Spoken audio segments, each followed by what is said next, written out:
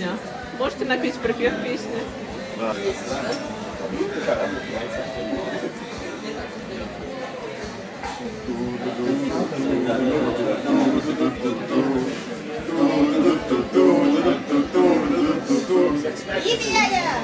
Кстати, мы уже обсуждали и в брифе писали, что должна быть реклама с поющим розовым поросенком. С поющим розовым поросенком. Ну, смотрите, мы вполне можем использовать его как основного персонажа, то есть довольно косвенного, потому что мы напрямую не можем говорить об алкоголе, а это будет такой косвенный персонаж. Который бастирует с нашим брендом. Как вы свяжете розового поросенка с сильным алкоголем?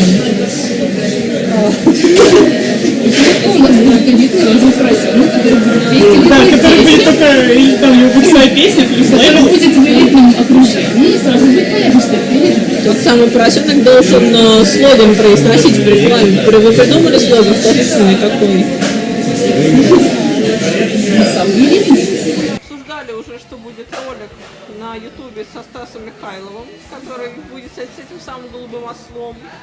Вы договорились со Стасом Михайловым, все придумали? Конечно, договорились со Стасом Михайловым. Что будет в ролике происходить?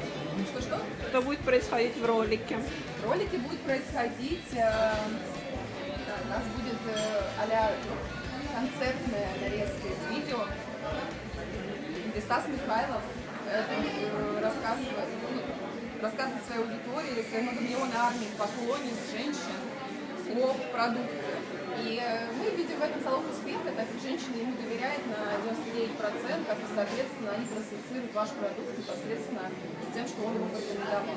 А так как порекомендовал тот, кому я доверяю, я тоже пойду и рекомендую.